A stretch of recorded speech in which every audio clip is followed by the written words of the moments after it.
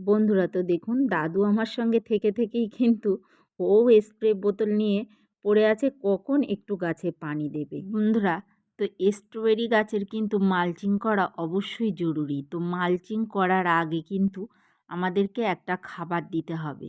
খাবারটা দিলে গাছের গ্রোথ ভালো থাকবে, প্রচুর ফুলও আসবে, আর গাছে ফলের সাইজটাও কিন্তু অনেক বড় হবে।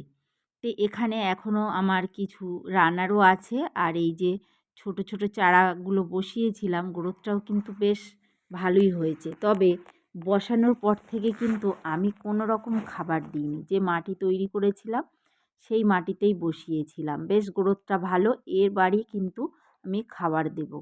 তো এখন আমি যে গাছে ফুল এসছে এই গাছগুলোতে দিচ্ছি।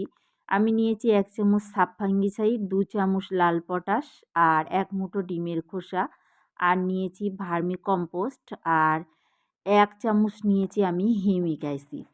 তো এই যে আমি খাবারটা নিয়েছি, এটা কিন্তু আমি এই যে 4টে গাছ আছে, এই 4টে গাছেই কিন্তু আমি পরিমাণ মতো ভাগ করে দিয়ে দেব। তো আপনারা অবশ্যই আন্দাজ মতো করে নিয়ে গাছের গোড়ায় দিয়ে দেবেন। তো এই ফুল আসার আগে অবশ্যই বন্ধুরা এই রকম একটা খাবার, মিক্সড খাবার তৈরি করে গাছে দিয়ে দেবেন, তাহলে দেখবেন গাছেরও গ্রোথ ভালো হবে, আর প্রচুর ফুল আসবে, আর ফলের সাইজটাও কিন্তু অনেক বড় হবে। আর এই যে মানে স্ট্রবেরি গাছে সবথেকে গুরুত্বপূর্ণ হচ্ছে পানি দেওয়া।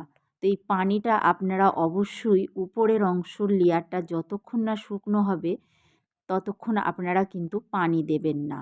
আর খাবার দেওয়ার আগে অবশ্যই সাইডটা একটু হালকা করে খুশে নেবেন। আমি কিন্তু প্রত্যেকটা টবই